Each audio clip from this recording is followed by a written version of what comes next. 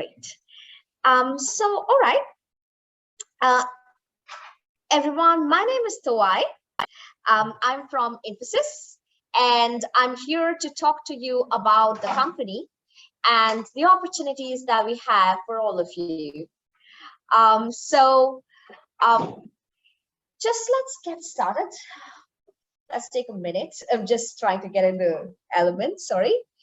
Well, just to begin with, how many of you, before you heard about this session today, already knew about at least the name InfoSys by a show of hands? Oh, that's quite a crowd, thank you. And how many of you actually know what we do? Again? Oh, you all know that, great. Does anyone want to raise their hands on the Zoom meeting as well? Like, yeah, let's move. Anyone on the Zoom meeting? Do you want to raise your hands or say a review about the company? Okay, no one. No problem. So, anyone here, do you just want to say what you knew about what we do? Anybody want to? Yes, please. Oh, okay, go on. We don't do that anymore, but please.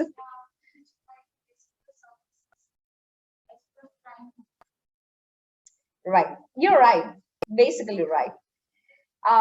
So yes, but a good talking point, I'll come back to that later. But yes, anyone else? Consulting, yeah, great point. Yes, of course, that's what we do, technology consulting. Yeah, anyone else? Yeah. Sorry? That sums up everything? No. Yes, please. Digital service, good. Good, somebody's been doing their homework and reading at least. So yeah, digital service. Yeah. Oh, 300,000. Okay. So, well, yes. So InfoSys is a technology services company. So what we do is we build softwares simply, and we also consult. Now, we're not a Microsoft or a Google, right? Because you know the names of those companies who build softwares. So why are we suddenly standing here and telling you we build softwares too? Because we build softwares, just not like Microsoft or Google, just not for the clients, not for the customers directly, like not for everyone. What we build is we build the softwares for an organization at a large scale level, right? So let's say, for example, how many of you have heard about Amazon Go? Yeah? Okay, one person? Okay, all right. So Amazon, okay. So Amazon Go is incredibly exciting. What is this? So Amazon started to do something where no person will be required for your entire shopping experience, and you would literally have to carry nothing to shop.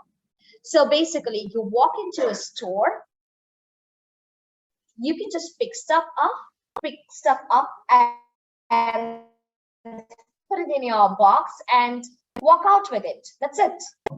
Now, this sounds a little bit absurd, right? Who's going to pay for it? Who's going to track what you've chosen? Who's going to understand?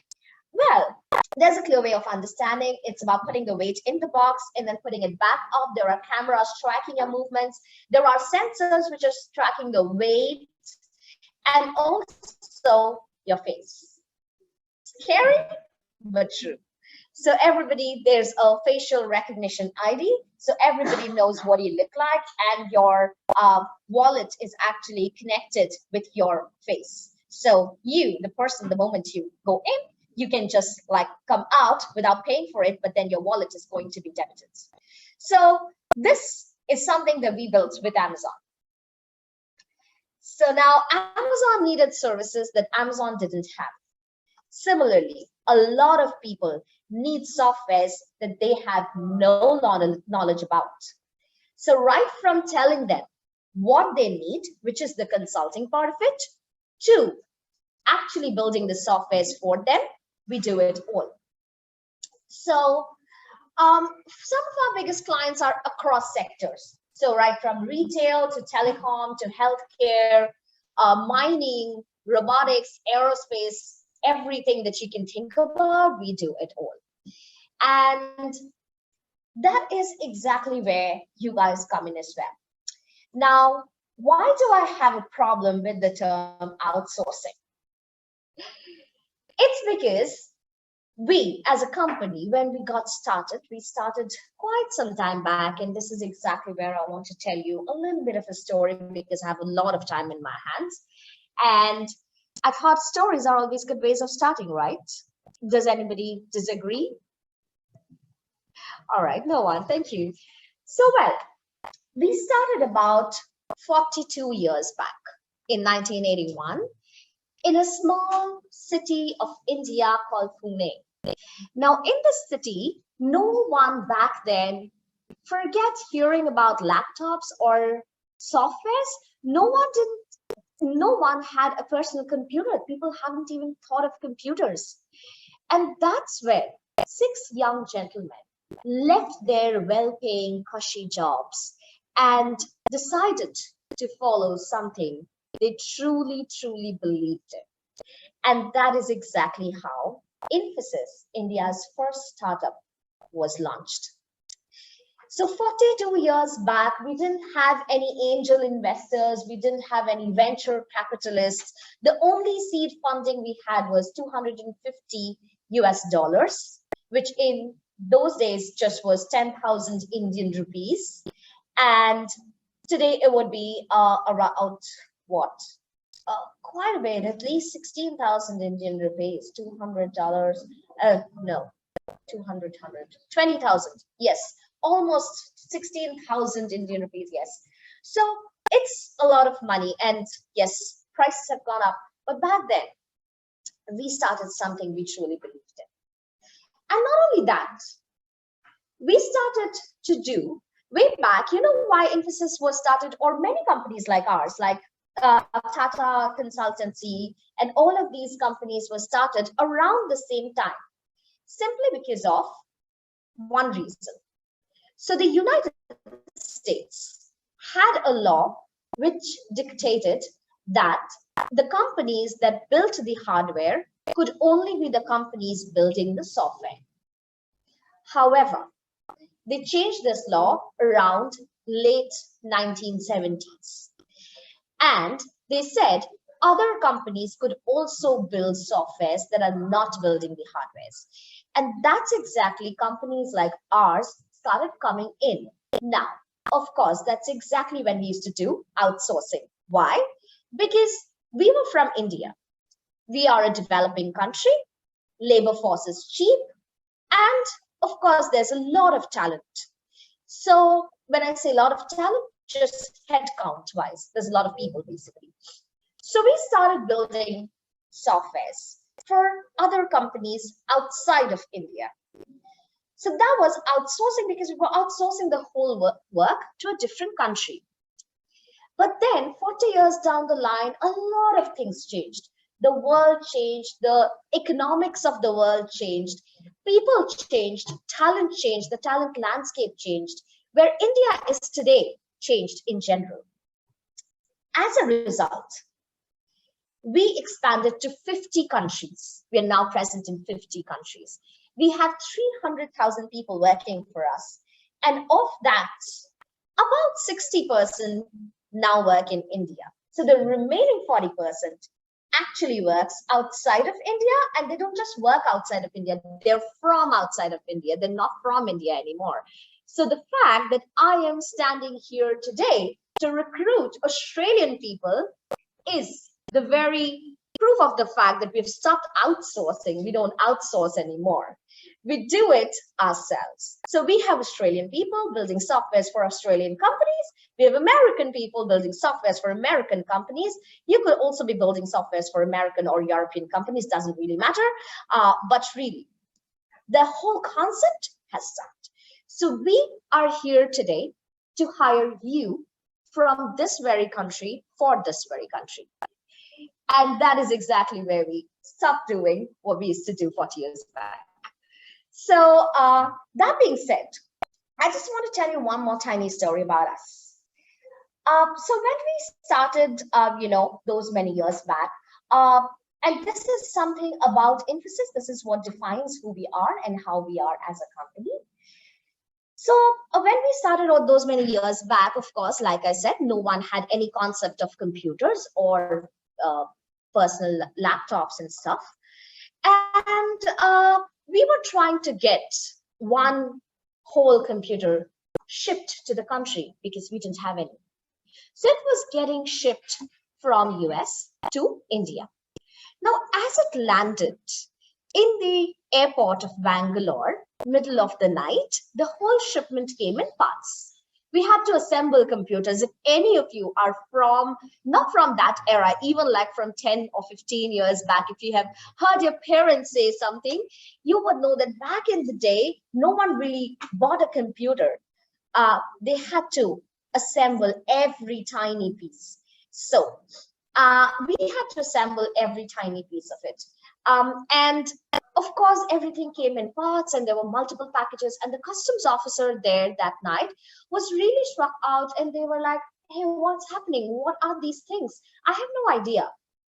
So they called in our founders, and all six of them, they just left everything that they were doing middle of the night. They're at the Bangalore airport trying to solve this issue, trying to make a person who has no idea about computers understand what each part meant. So they literally picked out each part separately, like a keyboard. What is this? Why is it called a keyboard? Why are so many things in there? How is this going to operate? Everything. And customs officers do ask a lot of questions. That's their job.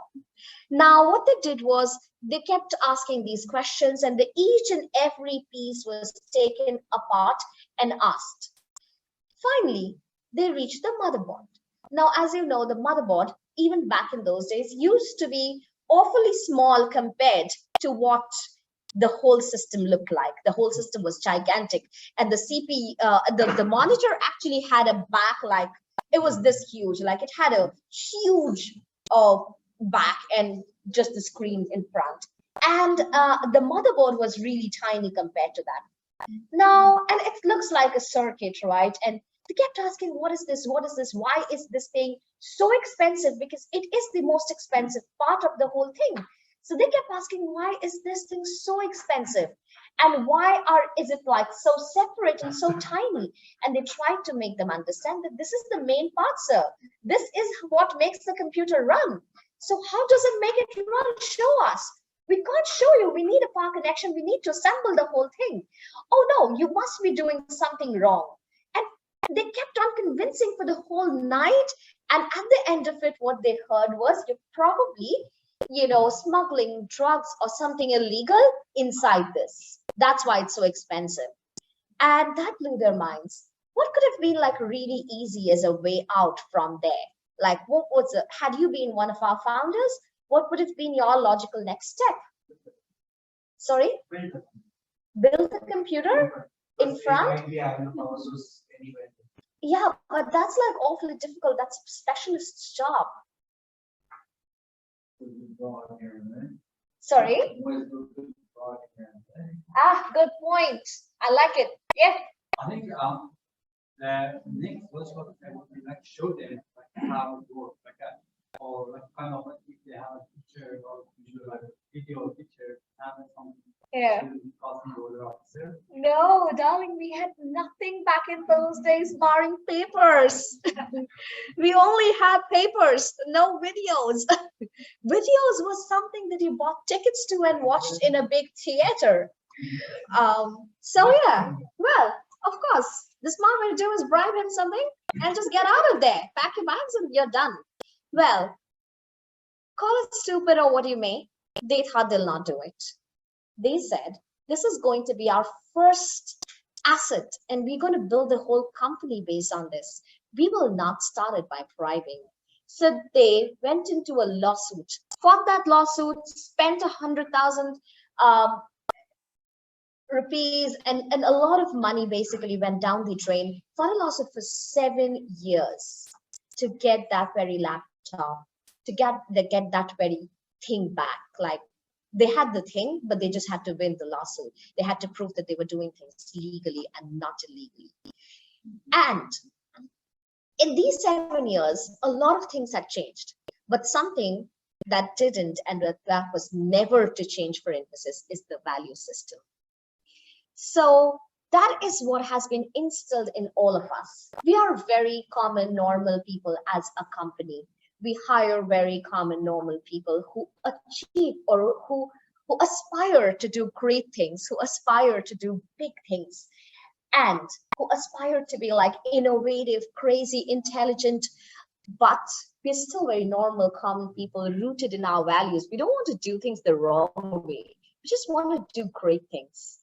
So that is exactly how we became 40-year-old, and we still have the same values. And they etched their vision statement as well to say we're going to be one of the most respected companies in the world. And in 2020, Forbes actually ranked us as the world's 3rd most respected company. So, well, we are still not the most respected, but being 3rd amidst all of these companies in the world and ranked by Forbes means a lot. So we're there, not completely, but nearly. And that is the tiny story. Now, coming back to the point of where do you guys come in? So exactly, you can join our workforce in multiple ways. Of course, if you look up the website, there will be 100,000 ways in which you can join. However, some things that you can do is the InStep internship.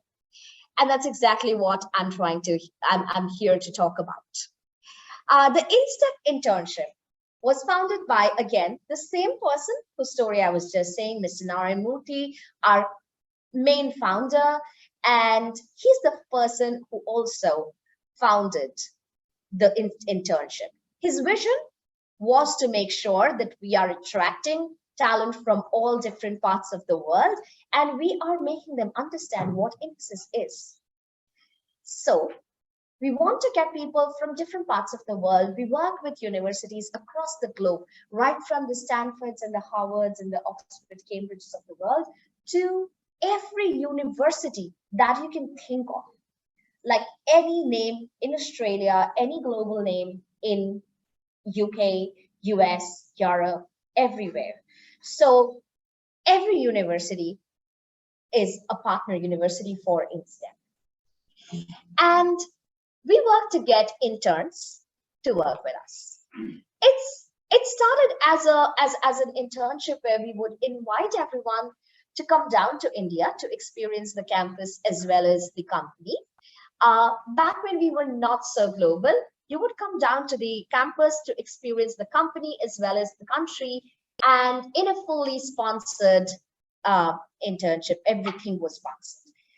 But then we branched out globally, and we had the means where we could actually give you work in the country you are in.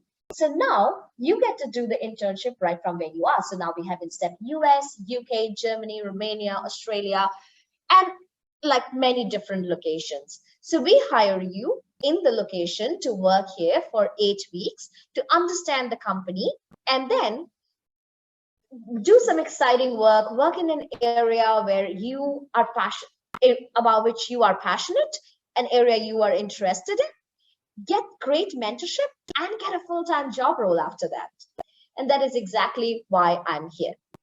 So that is the very short pitch about the internship. But yes, I would like to stop for a little bit and take some questions, and maybe answer the whole thing as a part of this. There's more, I'll come back to it, but yeah. I have some on the chat. Oh, great. If anyone else has a question, I'll ask on behalf of Alana. I'm not sure if Alana people can hear me, but can international students apply to this program? Yes, everyone can apply to this program.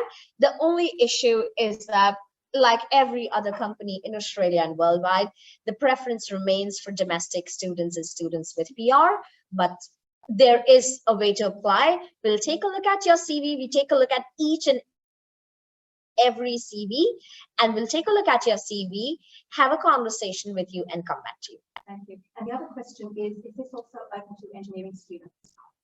Yeah, it is. It is. It is open to engineering students. I will come back to the whole process of recruitment. I meant to say not doing engineering. Not doing engineering. I would like to know then doing what? Okay, I'll go back to the student, Alana. Okay, I'll go back to Alana and ask that. Okay.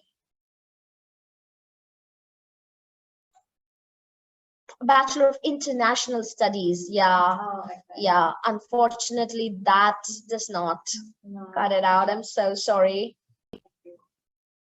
But yes, everything else like does. Yeah. Like everything else, when I say everything else, I mean mainly science, technology, engineering, mathematics. So yeah. Yes, please. What you guys go for an intern? Sorry. What you guys go for? Right, great question. Yes, I will. Okay. So what do we look for in an intern? We are hiring an intern, and we are very cognizant of the fact that we're not hiring an expert.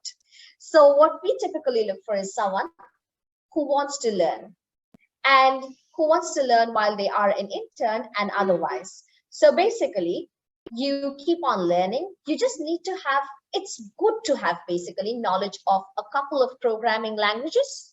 So if you have, let's say, a knowledge about C, C++, Python, Java, any one of them, any one language, a deep knowledge about any one language is great. So you can just go for it. I mean, while I'm at it, I will actually answer the question of the recruitment process. So basically, once you give your CV, like I said, we take a look at each and every CV that's been submitted, and we come back to you. We schedule a call with you. We try and understand what are your interest areas. So once you have told us about your interest areas, then we try to match you up to some of the mentors who are in those interest areas. So after that, once you've given the application and we've had a conversation and all of it, we've understood your interest areas, we schedule a test. So this test is like a written test, but of course it happens online. You don't have to go anywhere physically for this. So you get a link to turn up on a meeting and then give a test. So while you're giving this test, you have the, while you're giving this test, there are three portions. One is three sections, basically. One is a logical reasoning section where you have like verbal ability, mathematical, ability questions and logical reasoning, etc. The second is, it is a basic knowledge about your programming languages or computer science, like basic questions and all of that. And the third section is a piece of code. However, you can also write a pseudocode. You don't have to write a proper programming code. You can also write a pseudocode, or you can write a piece of code using any language you are comfortable in. Once you've done that, so anyone who is not a technical computer science or a computer engineering student probably wouldn't have that knowledge of programming languages. You can just write a pseudocode. So that's that. And finally, so once you clear this test, about anyone who scores about 70% and above, and trust me, it's not that difficult, you get to move to the next round. If you score a little less than that, we will keep that in mind. You're not like immediately brushed off. You're just there. And if you have 70% and above, immediately and move to the next round. And it's a mentor interview. So if the mentor feels that you are a good fit for this project, and you also, if you feel that this project is a good fit for your interests, then we match you up and your offer letter is released. In the scenario where either the mentor does not feel or you don't feel the project's a good fit or vice versa, we try and look for you a different project. So we don't brush off candidates immediately anyway. All candidates get a fair chance, and we make sure that you get an opportunity to practice for as long as we can try. Of course, once there's been like, let's say 3 rounds of interviews and you're not finding something and all mentors are rejecting, then we might need to have a conversation and try and understand where the problem is. But we have usually seen people find a great project till then. Yeah, so that's the process. All right. Anyone else has any questions? Yes, please. Ideally, what would an intern learn? Oh, Yeah, let's say you go in, what would you learn? Is it teamworking skills? Is it technical knowledge? What's the idea? great question. So, an intern, when they get in, of course, like I said, we are looking for someone who's ready to learn. So you have a whole bunch of learning resources. If you want to learn managerial skills or business skills, you can do that. Or if you want to learn technical skills, you can do that. So there's a learning platform which is available to every InfoSys employee, including interns, free of charge. So there are courses, you will get certification and all of it. This is pretty much self-driven. However, the part that is not self-driven, so if you want to learn anything on your own from this platform, you're free to. On top of that, so every project has an intern or two of them working together with a team present. So for example, when you're already working with a team of people who work in this project day in, day out, you learn how they work. What is it that they do every day? So it's a great exposure to a daily life of a working professional for you.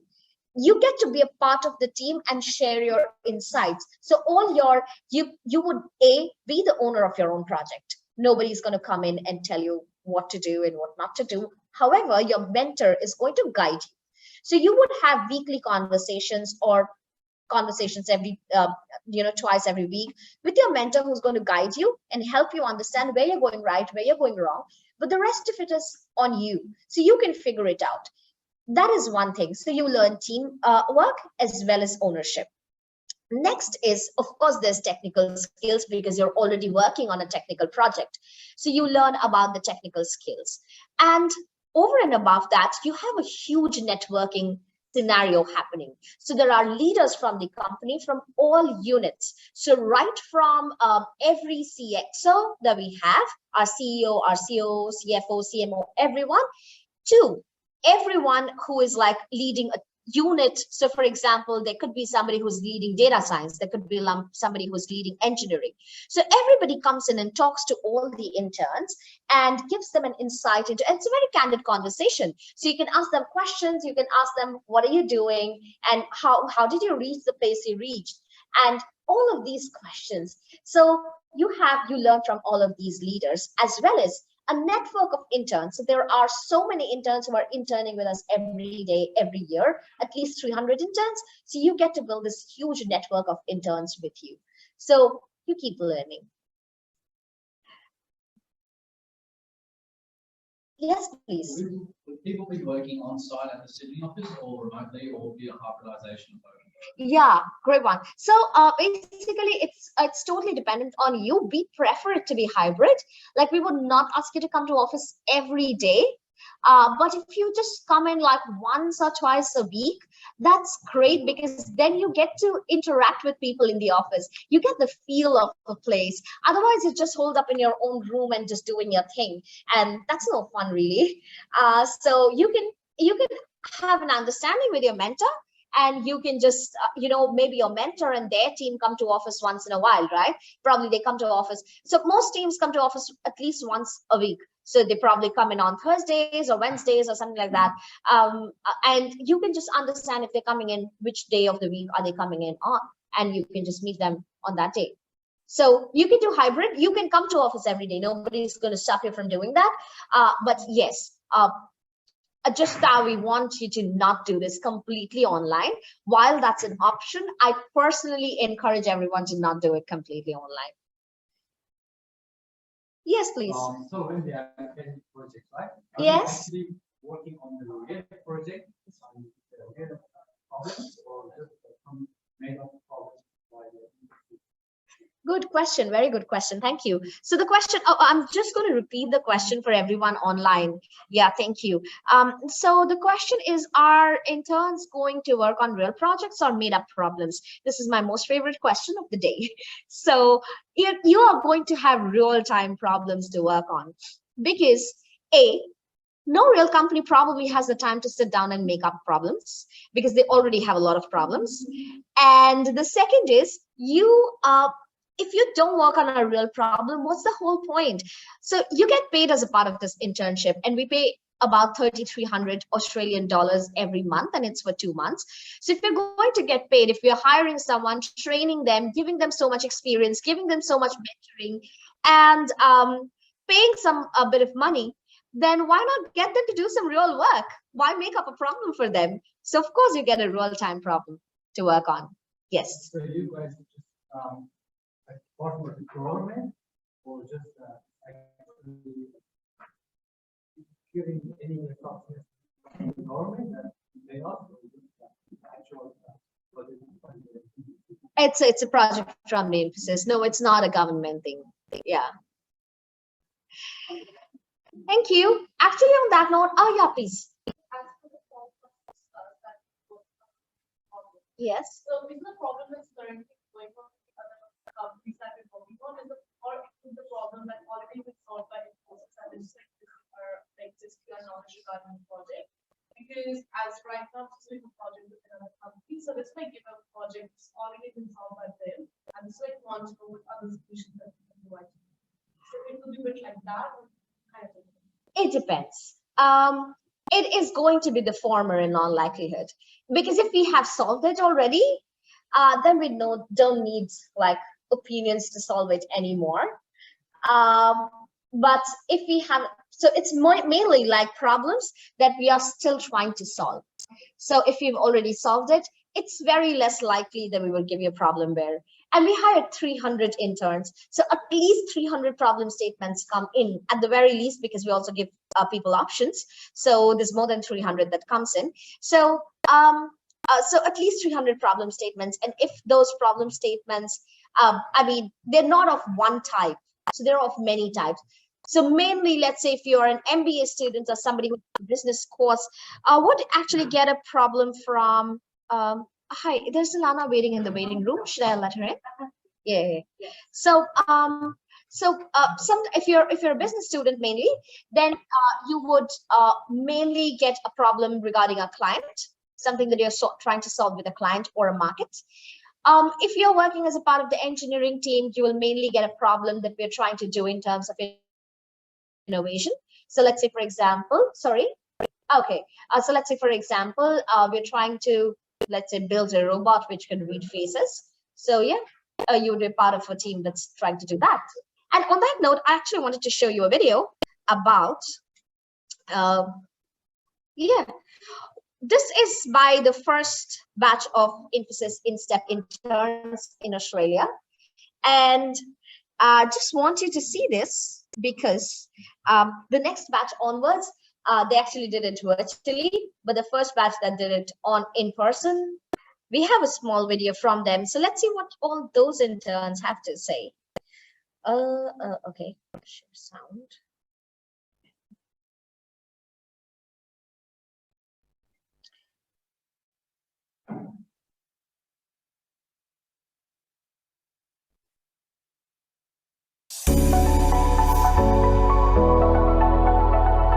Every day is a new day. You know, you often picture IT job as just a desk job where you're just sitting down doing the same thing, but it's so open-ended. There's no clear guidelines when you're innovating brand new technology like what we are doing.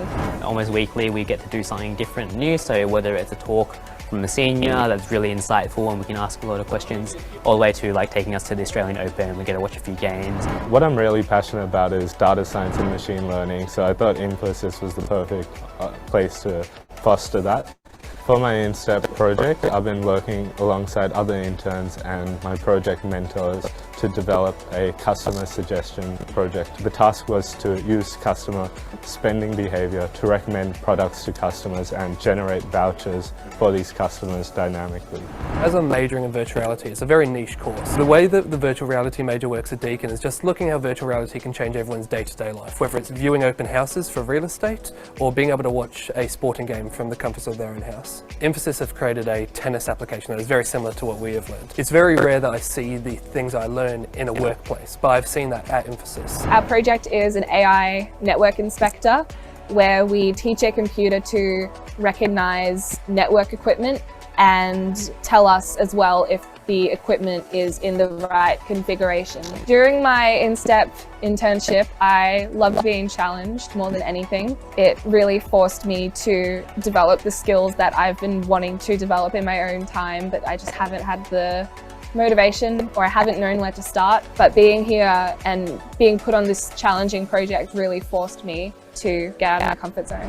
I made a lot of friends throughout this experience with people that I don't normally expect to. Coming from a university background, I feel like at uni you kind of fall into your group and you get a very like-minded cohort, versus here at InfoSys there's been people from all different kinds of backgrounds, and I've gotten to understand like where they come from and get new perspectives on a lot of things. The free food and the table tennis have been pretty good as well. Table tennis daily, having competitions amongst other interns, it's been fun. I found the InStep program has been very built around me.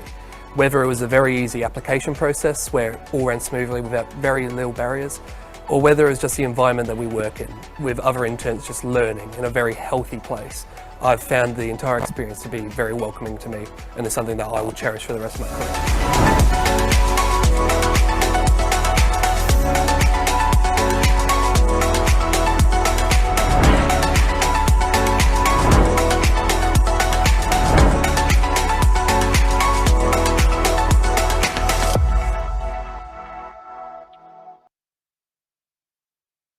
Great, I guess that answers a lot of your questions. Yes, no, more questions?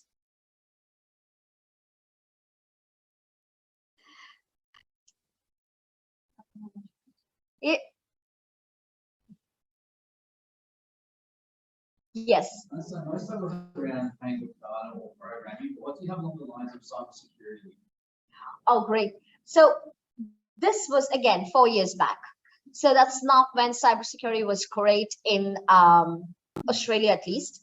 But yeah, right now we have a lot of stuff going on in cybersecurity. One of our main customer segments, industry segments, is banking. So with banks, we need a huge deal of cybersecurity and to put security in place.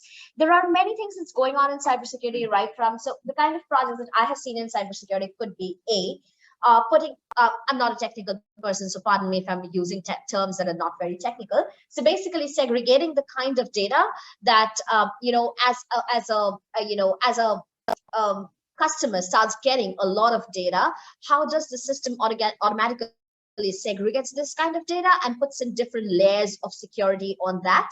That is one part. And the other part is segregating different kinds of data to train the models about what sort of data is to be gated and what is not.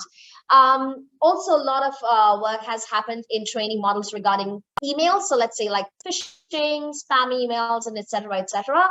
And yeah, those are the three major kinds of projects I can remember about cybersecurity that interns have worked on.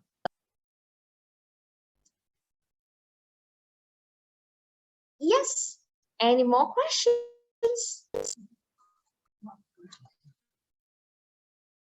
Yeah, I see there are none in the chat. Well then, I want to show you one more video. Basically, so show of hands, how many of you follow Australian Open or any tennis tournament for that matter?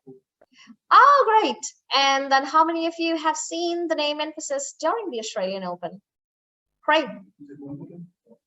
No, it's not Wimbledon. It's Australian Open, Roland Garros, and ATP. Yeah, Wimbledon, I think, is Accenture or IBM. Yeah. Sorry? I was watching tennis for the dummies class. All right. So, well, just let us see what do we do for Australian Open, really. Again, this is an older video because stuff is not happening for the past 2 years. So, but, oh, sorry, I forgot to share.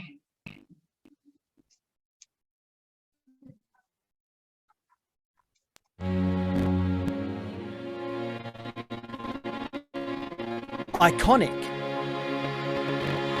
legendary, historic. As Melbourne Park opens up for a new Australian Open, Once again, fans and athletes will experience 2 weeks of glory and passion. But this time, a new Australian Open experience awaits them. As InfoSys joins Tennis Australia to reinvent the game as we know it, what's next is a digital sport for a digital world. And it begins in a new dimension. For the first time anywhere in the world, tennis is served up live in virtual reality to truly immerse those watching in the agony and ecstasy of each moment. And from the next way to see comes the next way to train, to unlock championship levels with data. It's really an immersive experience. As soon as you've got the camera, the lens on, it really feels like you're actually on court. Yeah, I feel like this could be the future. The future of tennis meets the future of retail. A real store within the virtual world, paved with a tribute to urban pop culture. Tennis Australia are really excited to partner with InfoSys over the next few years. We are looking at how we can further enhance the fan experience and fan engagement using the digital and the AI technologies by providing data insights. We have a very clear vision for the way forward, and it starts with the partnerships like we have with InfoSys. The only way we believe you can move forward is with the future of technologies. On court, the story of each point will be told with InfoSys Match Beats, a new way to visualise and analyse the game as it unfolds. And every moment of brilliance will be uncovered with AI Clips, an artificial intelligence platform that uses thousands of data points to spot every game-changing pattern and produce highlights in real time. Watching the match beat, you can actually go back and rewatch the match and get straight to the points and see what the opponent's doing well. It's really good to have that tool. This partnership is all about how do we bring new experiences to the Australian Open? How do we leverage that technology to improve the game and to expand the boundaries of the game, like using big data to really provide advanced analytics on what's going on in the game.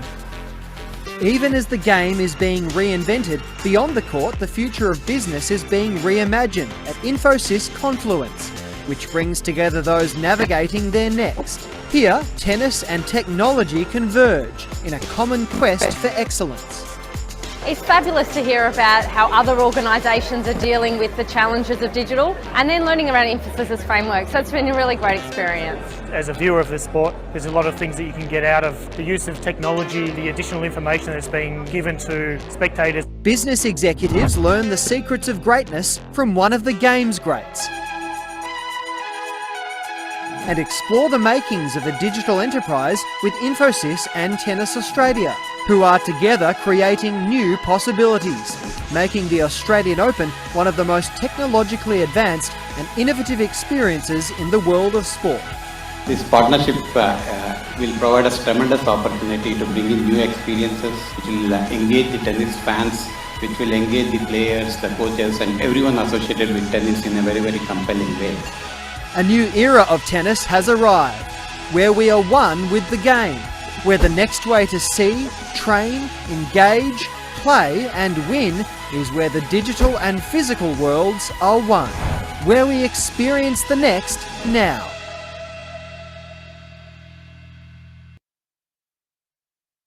And like I said, this was 4 years back when we were doing a lot of data analytics for this. But since 2020, we also launched a virtual platform. So it was the tennis virtual platform. So because people could not come in person to watch the matches, they could watch it virtually in a 3D platform. So yeah, that is pretty much it. And I think we have covered the time. And but if you have any more questions, I would be happy to take them. Just before I go, I would like to give you all something. If you can do this for me, 1 second. Oh, no. Okay. So I hope this QR code still works. If you can just scan it, and there is going to be one tiny form, and if you can just, fill it out for us, that'll be really helpful. Yes. So that's that. I'm going to share this with everyone online. So if you can also, where is this? Sorry, guys. So everyone that's online, you can also take this and take just scan this quickly and fill out the form. That'll be really helpful. If you don't want to do it, that's also okay. If you see the flyer, Suzanne, I'm going to send you like a virtual copy of this so you can share it with the people online. So at the bottom of this, there is an email ID. You could also send your CVs here, but this is definitely easier. Thank you.